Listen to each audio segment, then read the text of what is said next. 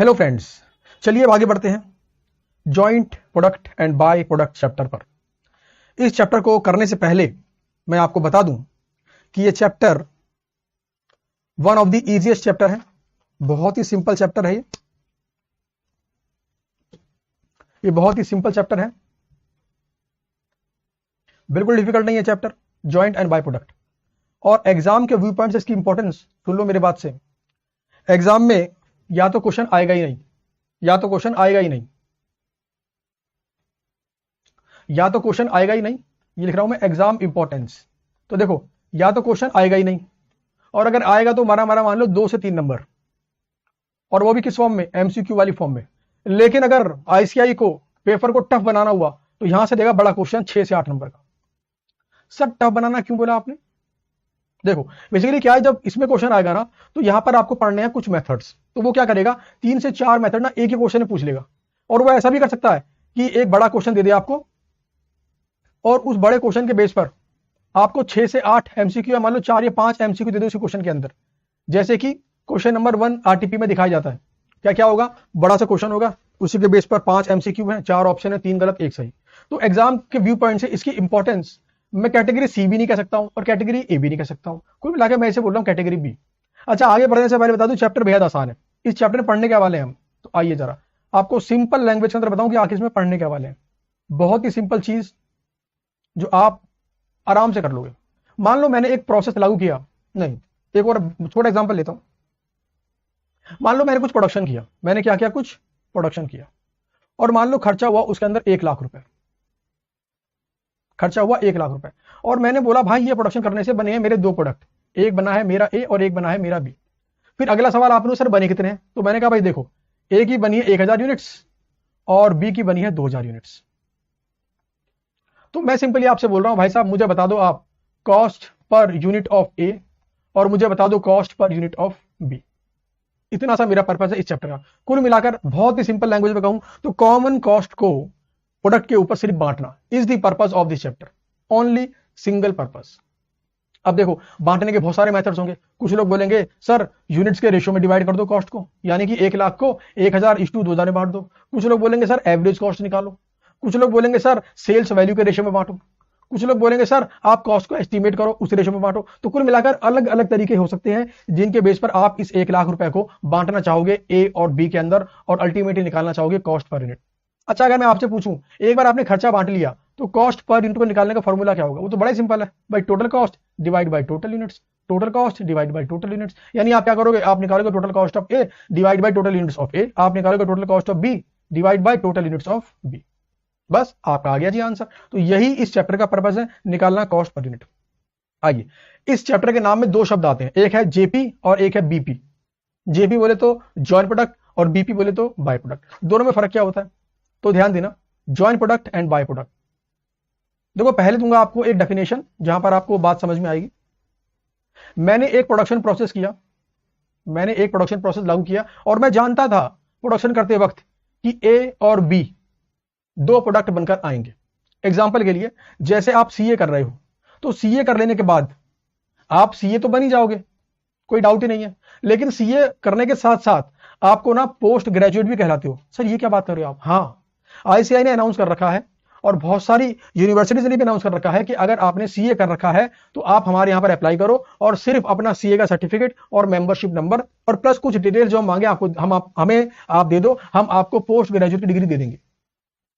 शायद काफी स्टूडेंट्स को बात ना पता हो बट ऐसा है। इसमें क्या हुआ आपको अभी मैंने बता दिया तो आपको पता पड़ गया कि जो भी खर्चा आप कर रहे हो सीए बनने के अंदर, आपको पता है कि आप सीए प्लस पोस्ट ग्रेजुएट दोनों बनोगे एक ही डिग्री के साथ।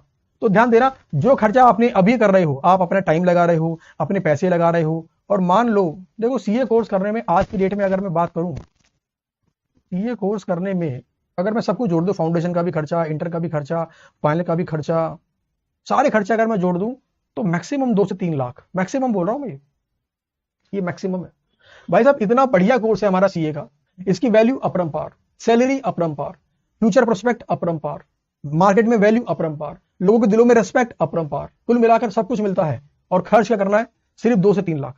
हाँ मेहनत करनी पड़ेगी, यहाँ पे कोटा सिस्टम अभी नहीं है, यानी जो मेहनत करेगा वो पाएगा, कोटे के बेस पर कोई नहीं आएगा। यानी कुल मिलाकर सिर्फ और सिर्फ मेहनत। तो ये इकलौता ऐसा कोर्स है अभी तक जहां पर आपने सिर्फ मेहनत करनी है और 2 से 3 लाख रुपए लगाने हैं, और वो 2 से 3 लाख रुपए भी आपको एक साथ नहीं लगाने, आपको धीरे धीरे लगाने। पहले फाउंडेशन पे खर्च करना है, फिर इंटर पे खर्च करना है, फिर फाइनल पे खर्च करना है।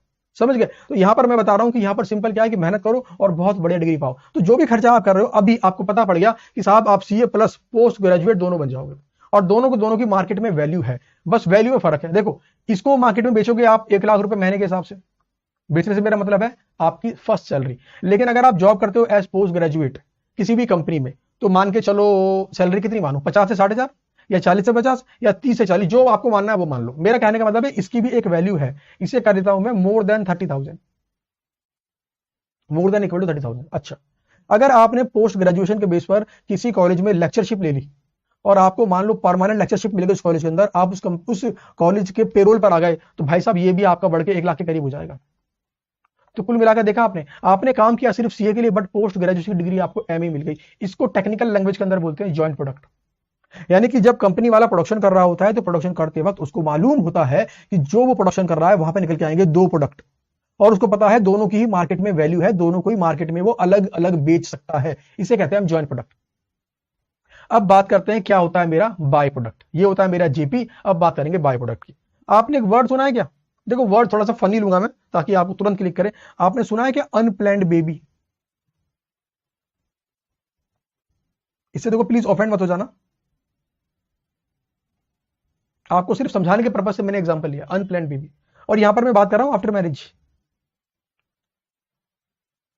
यानी कि पेरेंट्स ने प्लानिंग नहीं करी थी बेबी करने की, बट वो हो गया अनप्लैन्ड। तो यहां पर मैं सिर्फ और सिर्फ फोकस करना चाहता हूं ऑन द प्रोसेस अनप्लैन्ड। तो जब हम कोई प्रोडक्शन कर रहे हैं, लेकिन हमको पता है कि एक ही बन के आएगा या 2 ही बन के आएंगे, लेकिन बाई चांस तीसरा भी बन के आ गया, तो उस तीसरे को बोलते हैं हम बाय प्रोडक्ट। एग्जाम्पल के लिए, एक बंदे ने प्रोडक्शन प्रोसेस चालू किया, उसका मेन एम था प्रोडक्ट ए बनाना। जब वो प्रोडक्ट ए बनाकर हटा, तो उसने देखा यार बी तो अपने आप बन गया। तो इस केस में क्या होगा, बी को हम बोलेंगे बाय प्रोडक्ट और ए को हम बोलेंगे मेन प्रोडक्ट। एमपी बोले तो मेन प्रोडक्ट। तो बस यही फर्क है। जब हमें दोनों पता है तो जॉइंट प्रोडक्ट, जब कोई बाई चांस आ गया हमें नहीं मालूम था, बाय प्रोडक्ट। ठीक है, तो ये है आपका जॉइंट और ये है आपका बाय। चलिए बढ़ते हैं आगे। कॉन्सेप्ट है आपका methods of apportionment of joint cost. जैसा कि मैंने बताया था आपको, आप कंबाइंड खर्चा करोगे, कॉमन खर्चा करोगे, और उस खर्चे को प्रोडक्ट पर बांटना ही इस चैप्टर का मेन पर्पस है। आइए करते हैं मेथड नंबर 1, जिसका नाम है फिजिकल यूनिट मेथड। ये मेथड कहता है जॉइंट कॉस्ट को बांट दो in the ratio of quantity manufactured. पढ़िए question number 1। A manufacturing company produces following product by using 5000 tons of coal at the rate 1100 per ton. Basically क्या है ये मेरी, this is my joint cost. तो भाई 5000 गुना 1100, 5000 गुना 1100 कितना आ गया मेरा, 55 लाख। ये आ गया मेरा 55 लाख।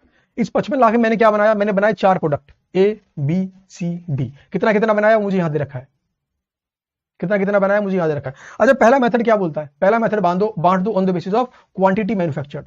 ये शब्द मैंने कहां से लिए हैं, ये शब्द मैंने अपने इंस्टीट्यूट की बुक से लिए हैं, इन the ratio of quantity manufactured. तो क्या बोल रहा है आपका दिल, आपका दिल सिंपल बोल रहा है कि साहब 55 लाख रुपए को 3500/1200/48 में बांट दो। सिंपल ये बोल रहा है। हाँ जी, आप यही बोल रहा है, मेरा दिल भी यही बोल रहा है। लेकिन आइए देखते हैं हमारे इंस्टीट्यूट ने क्या किया है।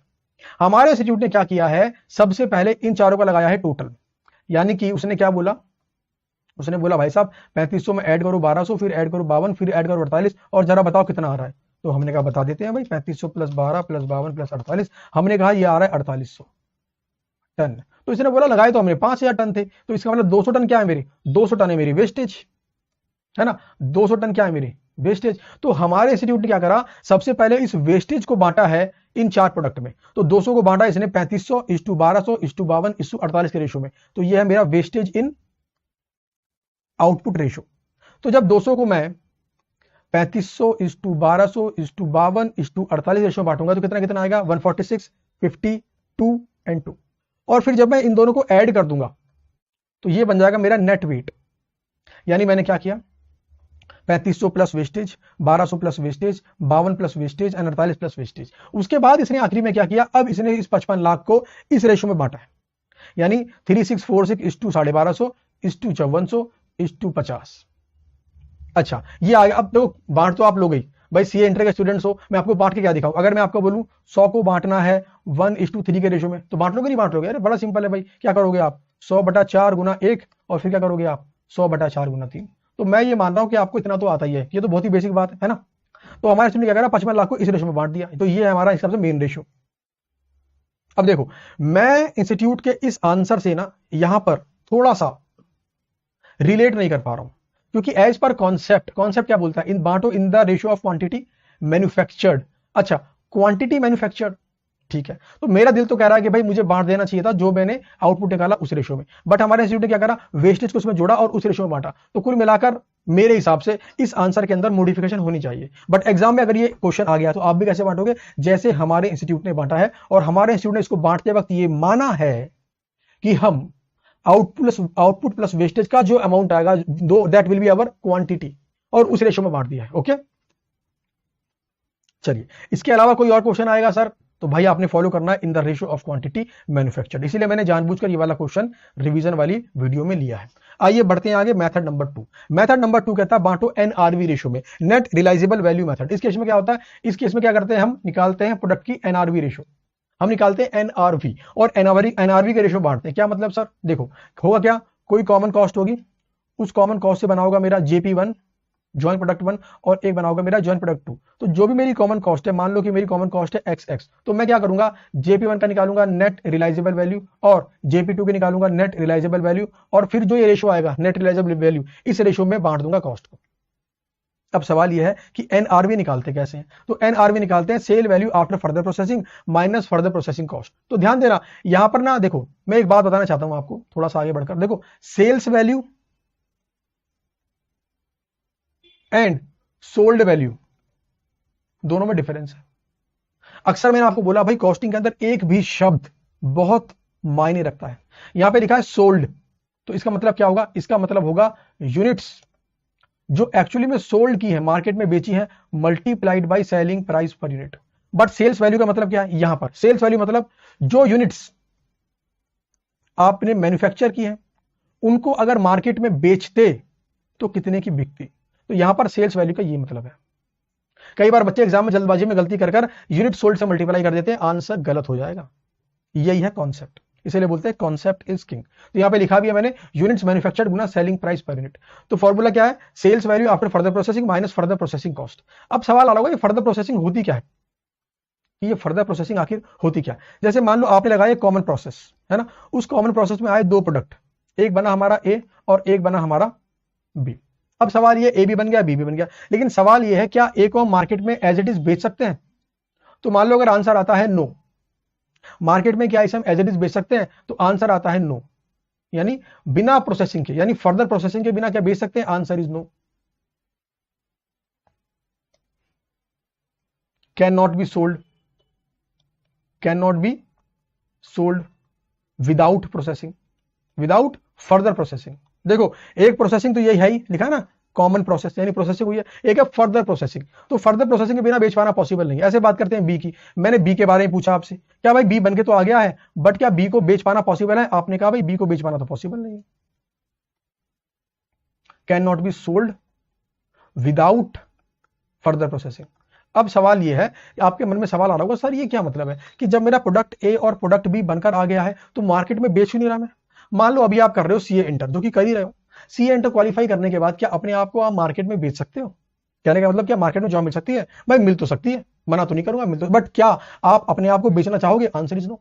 आप क्या चाहोगे, आप चाहोगे मैं और फर्दर प्रोसेसिंग करूं, मतलब मैं फाइनल वाला एग्जाम और पास कर लूं, क्योंकि आपको पता है अगर आपने एक बार फाइनल वाला एग्जाम पास कर लिया तो आपकी वैल्यू बढ़ जाएगी।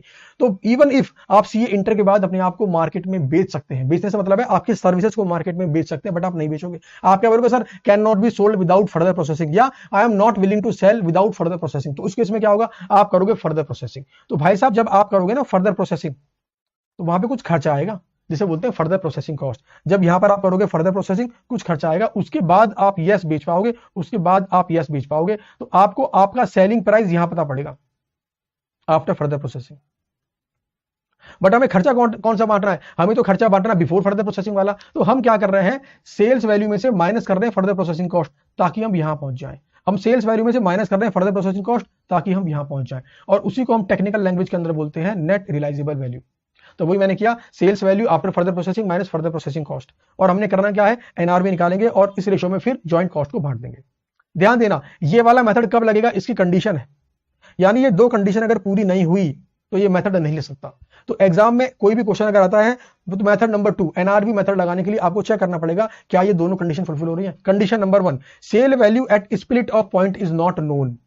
क्या मतलब, इसका मतलब ये है कि जब मैंने इसको जब मैंने इसको यहां बना के निकाल दिया, इसको टेक्निकल लैंग्वेज में बोलते हैं स्प्लिट ऑफ पॉइंट। क्या बोलते हैं, स्प्लिट ऑफ पॉइंट। क्या बोलते हैं, स्प्लिट ऑफ पॉइंट। मतलब ये वो पॉइंट है जहां पर दोनों स्प्लिट हो गए, दोनों अलग अलग आ गए, ए अलग आ गया, बी अलग आ गया निकलकर। तो बोला यहां पर ना इसको बेच पाना पॉसिबल नहीं है। कंडीशन तो नंबर 1 एक ही है। अब बेच पाना पॉसिबल नहीं है तो जाहिर सी बात है हमें सेल्स वैल्यू बतानी पड़ेगी। तो sale value is not known at split off point, पहली कंडीशन पूरी होनी चाहिए। दूसरी condition, product is sold only after further processing. जब ये कंडीशन पूरी हो जाएगी तब जाकर मेथड नंबर 2 लगेगा। चलिए मेथड नंबर 2 पे करते हैं। एग्जांपल नंबर 1 कहता है एन एंटिटी इनकर से जॉइंट कॉस्ट ऑफ 64,500। ये क्या है मेरी, this is my joint cost, यानी ये खर्चा किया है मैंने जॉइंट प्रोडक्ट को बनाने के लिए। मैंने बनाया क्या, मैंने बनाई ए की 200 यूनिट्स और मैंने बनाई बी की 200 यूनिट। अच्छा, and earn a sales revenue of 86,000 by selling at 170, यानी दो एंड सेल बी पर product A and product B at 260। इसका मतलब क्या है कि 200 अगर बेचूं 170 के हिसाब से तो ये आ गया मेरा 200 गुना 170, ये आ गया मेरा 34,000, और फिर 200 गुना 260 ये आ गया मेरा 52,000। दोनों को ऐड कर दें तो कितना आ जाएगा मेरा 86,000, ये आ गया मेरा 86,000। फिर कहता है further processing cost for product A and B are 4,000 and 32,000 respectively. Joint cost be apportion can be apportion to product A and B as follows. ये मैंने एग्जांपल लिया है किसका, एनआरवी मेथड। मैं क्या निकालूंगा, एनआरवी। तो देखो सबसे पहले क्या निकाली मैंने, सेल्स वैल्यू 3452, 3452 क्या कर दिया माइनस फर्दर प्रोसेसिंग कॉस्ट 4,000, 32,000, तो ये आ गया मेरा 30 और ये आ गया मेरा 20। तो बेसिकली क्या है मेरा, ये एनआरवी है। तो मैं क्या करूंगा, इस 64,500 को बांट दूंगा 30,000 इस टू 20,000 के रेशो में। तो ये आ गया मेरा जॉइंट कॉस्ट। तो मुझे पता पड़ गया ए के लिए मैंने इतना खर्चा किया था और बी के लिए मैंने इतना खर्चा किया था। ठीक है, जॉइंट कॉस्ट बांटनी क्यों पड़ती है, क्योंकि मैं निकालना चाहता हूं अलग अलग cost per unit of A and cost per unit of B, क्योंकि मुझे अलग अलग मार्केट में बेचना है, मार्केट में बेचना है product A and product B. तो ये था मेरा मेथड नंबर 2। मेथड नंबर 2 के बाद आइए बढ़ते हैं आगे, मेथड नंबर 3। मेथड नंबर 3 का नाम है sales value at separation point method. Sales value at separation point method. आओ जरा मेथड नंबर 2 और मेथड नंबर 3 में डिफरेंस बताऊं। मैंने क्या बोला, एक कॉमन प्रोसेस लगाया, दो प्रोडक्ट बन के आए ए एंड बी, है ना। इसको बोलते हैं टेक्निकली स्प्लिट ऑफ पॉइंट, और इसको ये बोलते हैं split off point. Method number 2 में क्या बोला मैंने, मेथड नंबर 2 में मैंने बोला इसको स्प्लिट ऑफ पॉइंट पर बेच पाना पॉसिबल नहीं है। तो मुझे क्या करना पड़ेगा, फर्दर प्रोसेसिंग कॉस्ट करनी पड़ेगी इनका। मुझे क्या करना पड़ेगा, फर्दर प्रोसेसिंग कॉस्ट करनी पड़ेगी इनका, और फिर मुझे यहां पता पड़ेगा ए का सेलिंग प्राइस और मुझे यहां पता पड़ेगा बी का सेलिंग प्राइस। तो मेथड नंबर 2 में क्या होगा, सेलिंग प्राइस में से यानी सेल्स में से माइनस करूंगा फर्दर प्रोसेसिंग कॉस्ट और निकालूंगा एनआरवी, लगेगा मेथड नंबर 2। बट कई बार क्वेश्चंस में क्या होता है, हमें गिवन होता है कि जब ये सेपरेट हुए तब भी हमें सेलिंग प्राइस मालूम था। तो अगर हमें सेलिंग प्राइस मालूम है एट स्प्लिट ऑफ पॉइंट तो मेथड नंबर 3 बोलता है कि यहीं पर निकाल लो सेल्स वैल्यू और इसी रेशो में बांट दो। तो यानी यहां पे लगेगा मेथड नंबर 3 अगर सेलिंग प्राइस मालूम होगा तो, और अगर सेलिंग प्राइस मालूम नहीं है तो लगेगा मेथड नंबर 2। और मेथड नंबर 2 के लिए मुझे क्या करना पड़ेगा, selling price after further processing minus further processing cost. ठीक है, ओके। तो यहां पर क्या होगा, हम बांट देंगे sales value at split off point के रेशो में। ध्यान देना, अपने आईसीआई की बुक के अंदर इस मेथड का नाम दे रखा है market value of, sorry special note है मेथड नंबर 3 के अंदर, जरा इसको पढ़ते हैं। देखो इस मेथड को हम इस मेथड को हम यूज तभी जब हमें पता हो selling price at split off point वाली बात तो मैंने पूरी कर दी। बेसिकली ये कंडीशन है इस मेथड को लगाने की। आइए अब पढ़ते हैं अगला, एक स्पेशल नोट लिखा मैंने, ध्यान देना जरा, अपनी जो बुक है आईसीआई वाली उसके अंदर लिखा हुआ है market value after further processing. कहता अगर क्वेश्चन बोलता है आप यूज करो market value after further processing method, तो किसकी बात कर रहा है वो, किसकी बात कर रहा है वो बात कर रहा है मेथड नंबर 2 की। तो ध्यान देना, in case further processing cost is also given and joint in case further processing cost is also given the question, then joint cost will be distributed in the ratio of sales value after further processing. It is also telling to use NRV method। तो basically हल्का सा difference है तीनों method के अंदर। मैं थोड़ा सा बारीक तरीके से बता देता हूं आपको ताकि आप कंफ्यूज ना कर जाओ। आप ध्यान दो, अगर क्वेश्चन ने बोला मेथड नंबर 2 बांटो एनआरवी के रेशियो में, क्वेश्चन ने बोला बांटो एनआरवी के रेशियो में, तो आप क्या करोगे, sales value after further processing minus करोगे फर्दर प्रोसेसिंग कॉस्ट और निकाल लोगे एनआरवी और बांट दोगे एनआरवी के रेशियो में। ये है मेरा मेथड नंबर 2। मेथड नंबर 2 कब लगेगा, जब स्प्लिट ऑफ पॉइंट पर मुझे सेलिंग प्राइस मालूम नहीं है। मेथड नंबर 3, मेथड नंबर 3 क्या मेरा, sale value at separation point method. इसमें सिंपल क्या होगा, मुझे पता होगा sale price at split off point, मतलब फर्दर प्रोसेसिंग करनी है या नहीं करनी है वो तो बात अलग है। जब ये स्प्लिट हुआ तो मुझे पता है कि सेल्स वैल्यू क्या है, तो इस केस में क्या है, मुझे डायरेक्टली गिवन होगा selling price at split off point, तो मैं क्या करूंगा, सेलिंग प्राइस को मल्टीप्लाई कर दूंगा विद यूनिट्स और आ जाएगा मेरा sales value at split off point, इस रेशियो में मार दूंगा। बट ध्यान देना, कई बार क्वेश्चन ना एक गेम खेलता है। कई बार क्वेश्चन क्या करेगा, क्वेश्चन आपको बोलेगा आप बांटो market value after further processing. अब यहां पर ना आपसे गेम खेल रहा है आईसीआई। क्वेश्चन में क्या करा, उसने आपको बोला कि आप बांटो market value after further processing cost के अंदर, market value after further processing ratio के अंदर, इस रेशियो में बांटो। किसने बोला, क्वेश्चन ने बोला। और मजे की बात है, क्वेश्चन ने आपको यहां पर फर्दर प्रोसेसिंग कॉस्ट भी दे दी है ना।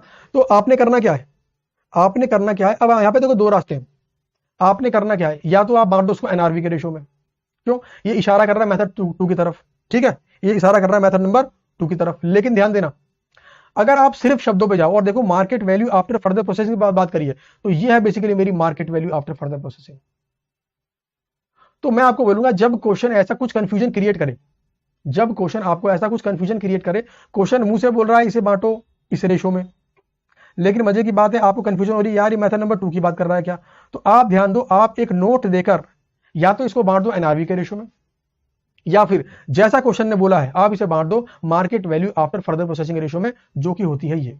आगे बात समझ में, तो यही बात मैंने स्पेशल नोट के अंदर लिखी थी, ठीक है ना। इसके बाद बढ़ते हैं आगे, आइए करते हैं example number 2। Example number 2 same लिया है मैंने एग्जाम्पल नंबर 1 वाला। ये मेरी ज्वाइंट कॉस्ट है, ये मेरा प्रोडक्ट ए बनाया, ये मैंने प्रोडक्ट बी बनाया। अब सिंपल करना क्या है मुझे, यही है मेरा sales value at separation point method. मैं मान रहा हूं कि मुझे फर्दर प्रोसेसिंग के पहले ही पता है सेलिंग प्राइस, तो सिंपली करना क्या है, सेल्स वैल्यू निकालो और सेल्स वैल्यू के रेशियो में ज्वाइंट कॉस्ट को बांट दो। तो ये है मेरा मेथड नंबर 3। इसके बाद बढ़ते हैं आगे, method number 4। Method number 4 very very easy, बोलता है एवरेज कॉस्ट मेथड। तो सिंपल सी बात बोलता है आप निकालो एवरेज कॉस्ट। कैसे निकालोगे, total joint cost divide by total units of all the joint product, यानी कि total joint cost divide by total units of product 1 फिर टोटल यूनिट्स ऑफ प्रोडक्ट 2, जितने भी ज्वाइंट प्रोडक्ट को निकाल लो। उसके बाद ये करना है, यूनिट से मल्टीप्लाई कर देना है एवरेज कॉस्ट को और आ जाएगा मेरा शेयर इन ज्वाइंट कॉस्ट। आइए पढ़ते हैं क्वेश्चन नंबर 2।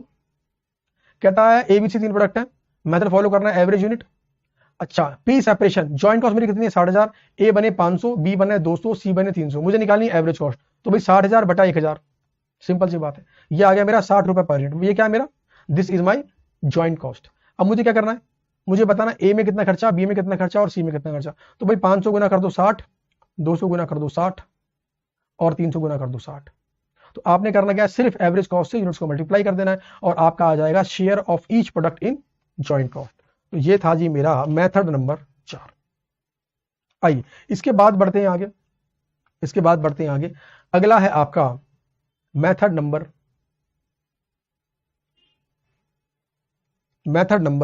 5। मेथड नंबर 5 एक बार पढ़ो जरा मेथड नंबर 5 को।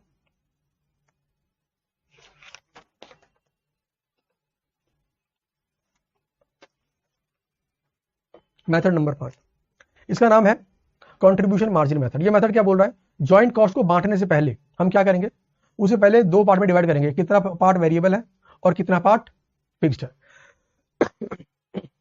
अच्छा, जो पार्ट वेरिएबल होगा उसको बांट देंगे हम फिजिकल यूनिट्स के रेशियो में, यानी मेथड नंबर 1।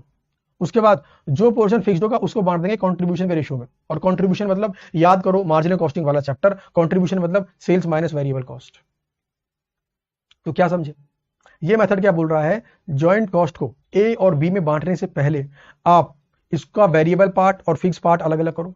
उसके बाद क्या है, वेरिएबल पार्ट को प्रोडक्ट में बांट दो on the basis of physical units method, और फिक्स कॉस्ट को ए और बी में बांट दो on the basis of contribution ratio.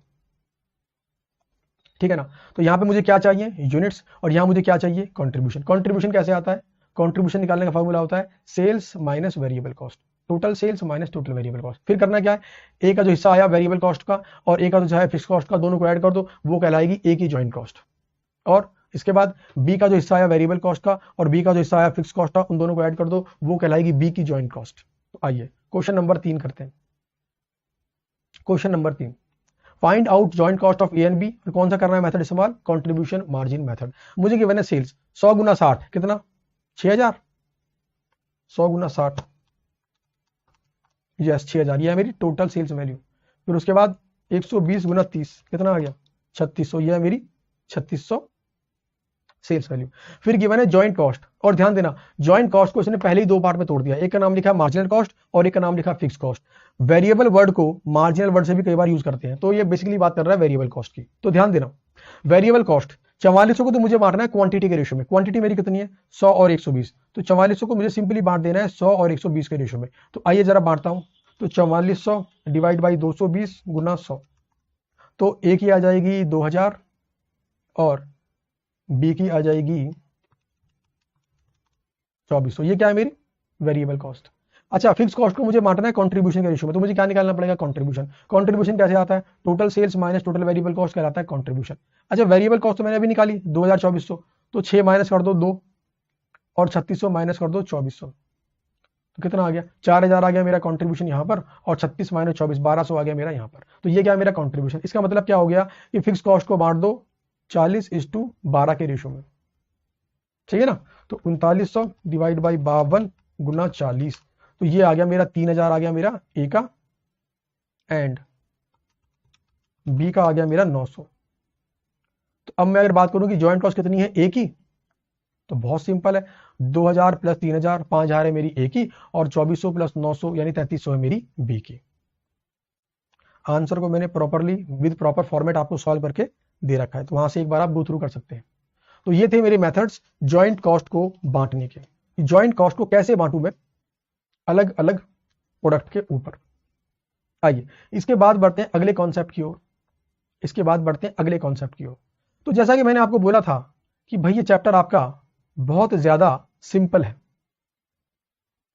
जैसा कि मैंने आपको बोला था ये चैप्टर आपका बहुत ज्यादा सिंपल है, तो मेथड्स तो मैंने आपको करवा दिए। इसके बाद बढ़ेंगे आगे।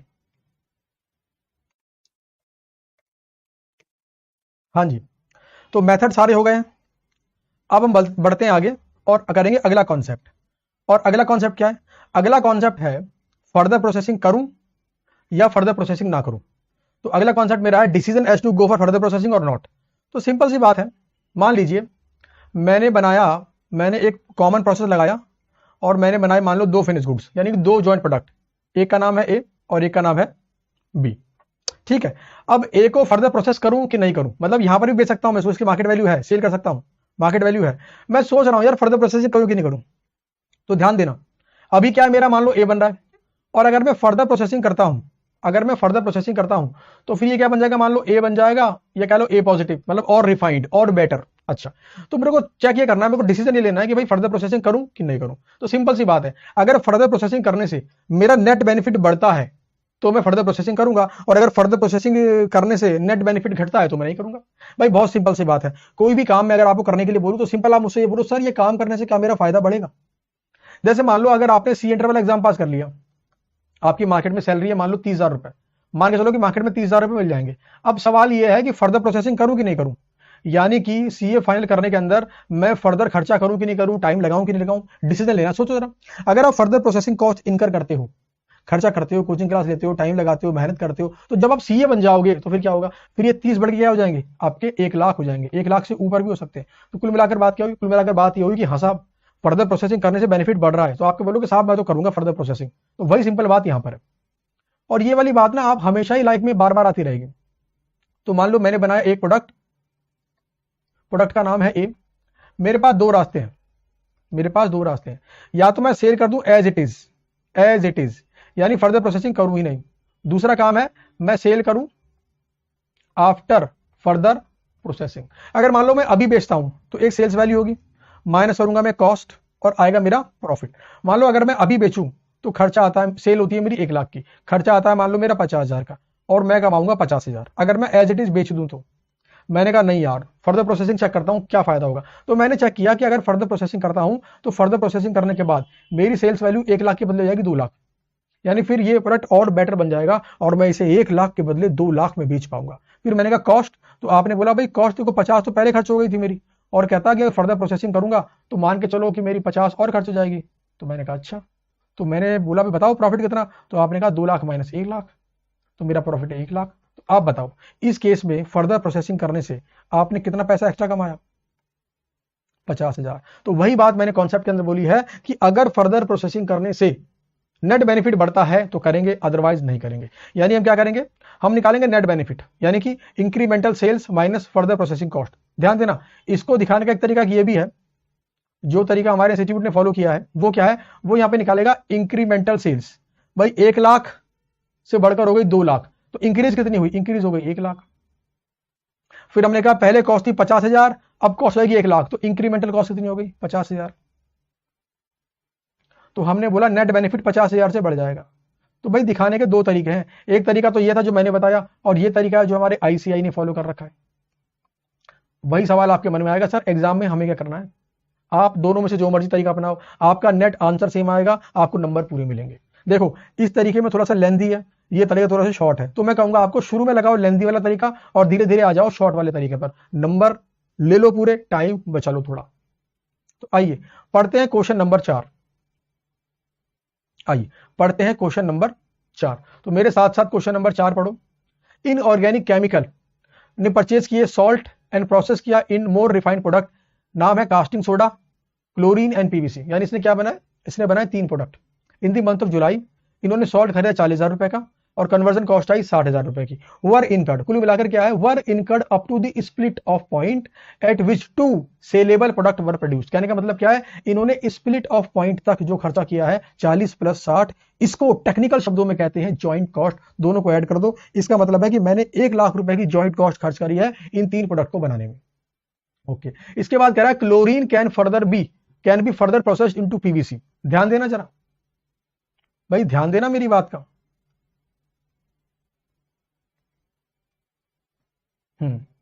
जरा ध्यान दो भाई मेरी बात का। इन्होंने बनाए 3 प्रोडक्ट, एक का नाम है कास्टिंग सोडा, एक का नाम है क्लोरीन और एक का नाम है पीवीसी।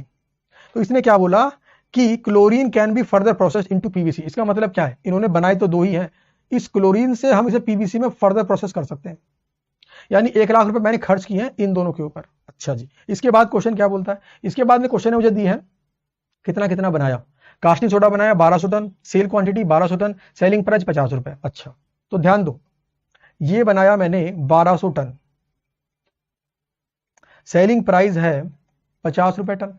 अच्छा, ये बनाया मैंने 800 टन, 800 टन को मैं अगर कन्वर्ट करूं पीवीसी में तो ये बन सकता है मेरा 500 टन और सेलिंग प्राइस होगा मेरा 200 रुपए पर टन। यही बात बोल रहा है जी क्वेश्चन। भाई क्वेश्चन क्या बोल रहा है, इस बात को आपने बहुत ध्यान से पढ़ना है और समझना है। एग्जाम के अंदर कॉन्सेप्ट क्लैरिटी होने के बाद स्टेप नंबर 2 आता है कॉन्सेप्ट की क्वेश्चंस को ध्यान से पढ़ो। अगर एक भी शब्द आपने छोड़ दिया, उस पर फोकस नहीं किया तो गड़बड़ हो सकती है। आइए इसके बाद क्वेश्चन क्या बोलता है, all 800 tons of chlorine were further processed at an incremental cost of 20,000 रुपए to yield 500 tons of PVC and there was no beginning और ending inventory of caustic soda, chlorine and PVC in July. कुल मिलाकर इसने क्या बोला कि इस 800 ton के क्लोरीन को पीवीसी 500 टन में कन्वर्ट करने के लिए हमने खर्च किए हैं भाई साहब 20,000 रुपए। तो 20,000 रुपए मेरा क्या है, फर्दर प्रोसेसिंग कॉस्ट। अच्छा, इसके बाद क्वेश्चन बोलता है कि there is an active market for chlorine, यानी कि अगर मैं चाहूं तो फर्दर प्रोसेसिंग किए बिना इस क्लोरीन को 75 रुपए पर टन के हिसाब से मार्केट में बेच सकता हूं। तो यहां पे लिखा है एक्टिव मार्केट है, नीचे लिखा हुआ है कि 75 रुपए पर टन के हिसाब से मार्केट में बेच सकता हूं। आइए इसके बाद बढ़ते हैं आगे।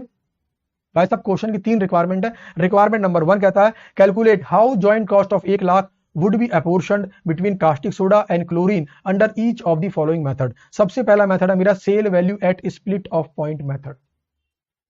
तो क्वेश्चन ने क्या बोला कि हमने जो जॉइंट कॉस्ट खर्च की है 1 लाख रुपए की, उसे बांट दो, किसमें, उसे बांट दो कास्टिंग सोडा एंड क्लोरीन के अंदर। और सबसे पहले में उसने बोला यूज करो sales value at split off point method. तो ये कौन सा मेथड है मेरा? ये है मेरा मेथड नंबर 3। तो मुझे क्या निकालनी पड़ेगी? Sales value at split off point method. तो आओ निकालता हूं sales value at split off point. तो आइए बात करता हूं कास्टिंग सोडा की और बात करता हूं क्लोरीन की। तो देखो 1200 टन बनाया 12 और सेलिंग प्राइस है 50 रुपए, तो 1200 गुना 50 तो सेल्स वैल्यू है 60,000। 800 गुना 75, अगर इसको मार्केट में एज इट इज बेचना चाहूं तो बेच सकता हूं। 800 गुना 75 ये भी आ गया मेरा 60,000। तो इसका मतलब है पहले वाले मेथड में 1 लाख रुपए को मैं 60,000 के रेशो में बांट दूंगा। आंसर मैंने आपको प्रॉपर फॉर्मेट के अंदर दिखाया है, आपको बस मैं यहां पे समझा रहा हूं, आप नोट करने की टेंशन तो बिल्कुल मत लेना। तो ये रहा मेरा मेथड नंबर 1। ओके, इसके बाद है मेरा method number 2 physical measure method. ये कौन सा है मेरा? Method number 1 physical unit method. किस रेशो में? आउटपुट के रेशो में, यूनिट्स मैन्युफैक्चर के रेशो में। तो मैंने कितनी बनाई कास्टिंग सोडा? 1200 टन। मैंने कितने बनाए क्लोरीन? 800 टन। तो भाई 1200:800 के रेशियो में बांट दो 1 लाख रुपए को, बन गई बात। अच्छा, मेथड नंबर 3 मतलब requirement number 3 estimated NRV method. तो मुझे क्या निकालना है? मुझे निकालना है एनआरवी। एनआरवी रेशियो में बांटना है। एनआरवी निकालने का फॉर्मूला क्या होता है? Sales value after further processing minus further processing cost. Simple सी बात है। आओ जरा, sales value after further processing. तो देखो 1200 गुना 50, कास्टिंग सोडा की तो फर्दर प्रोसेसिंग हो ही रही है, तो कितनी फर्दर प्रोसेसिंग कॉस्ट? 0। तो 1200 गुना 50 माइनस 0, तो ये रहा जी 1200 गुना 50 माइनस 0, ये आ गया मेरा एनआरवी ऑफ कास्टिंग सोडा। उसके बाद बात करते हैं क्लोरीन। तो फर्दर प्रोसेसिंग करने बन जाएगा मेरा 500 टन। तो 500 गुना 200 माइनस 20,000। तो लो जी 500 गुना 200 माइनस 20,000, 8 लाख आ गया मेरा, सॉरी 8 लाख नहीं है 80,000 है, 80,000 आ गया मेरा एनआरवी। तो 60,000:80,000 रेशो बांट दो 1 लाख रुपए को, ये कहलाएगा मेरा जॉइंट कॉस्ट का apportionment on the basis of NRV method. तो पहले बात हो गई मेथड सी। अब आइए रिक्वायरमेंट आगे बढ़ते हैं। अगली रिक्वायरमेंट है मेरी, कहता है life time swimming pool product offers to purchase 800 ton of chlorine in August at 75 per ton. मतलब कोई बंदा हमारे पास आया है, उसने हमें बोला है साहब आपका ये 800 टन ना मैं खरीद लूंगा 75 रुपए पर टन के हिसाब से। The sale of chlorine would mean that no PVC would be produced. How the acceptance of this offer for the month of August would affect operating income? Simple सी बात है, मेरे पास दो ऑप्शन है, या तो मैं बेच दूं 800 गुना 75 पर, या बेच दूं मैं आफ्टर फर्दर प्रोसेसिंग। तो आओ जरा 800 गुना 75 पर अगर बेचूं तो मेरी सेल्स वैल्यू आती है 60,000 रुपए, है ना। अच्छा 500 गुना 200 के बाद बेचूं तो सेल्स वैल्यू आती है मेरी 1 लाख रुपए। तो मैं यूज कर रहा हूं मेथड नंबर 2 इंक्रीमेंटल बेनिफिट निकालने के लिए। मैं क्या करूंगा? Incremental sales minus incremental cost, और इंक्रीमेंटल कॉस्ट से मेरा मतलब है फर्दर प्रोसेसिंग कॉस्ट, और आ जाएगा नेट बेनिफिट। तो भाई 60,000 की सेल बढ़ के कितनी जाएगी? 1 लाख की।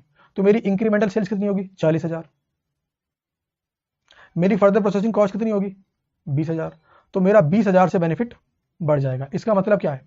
इसका मतलब है मुझे फर्दर प्रोसेसिंग करने में ज्यादा फायदा है, क्योंकि फर्दर प्रोसेसिंग करने से मैं 20,000 रुपए एक्स्ट्रा कमाता हूं। तो हम ऑफर को एक्सेप्ट नहीं करेंगे, हम 20,000 रुपए ज्यादा कमाने के लिए क्या करेंगे? फर्दर प्रोसेस करेंगे। तो यहां पर मैंने वही लिखा है, हम प्रोसेस करेंगे फर्दर और हम कमाएंगे 20,000 रुपए एक्स्ट्रा। अगर कंपनी इसको किसी और को दे देती है एट स्प्लिट ऑफ पॉइंट, तो उस केस में हम 20,000 रुपए का नुकसान कर बैठेंगे अपना। कुल मिलाकर इस चैप्टर के सभी कॉन्सेप्ट और क्वेश्चंस मैंने बहुत आराम से पूरी तरह से कवर कर दिए हैं।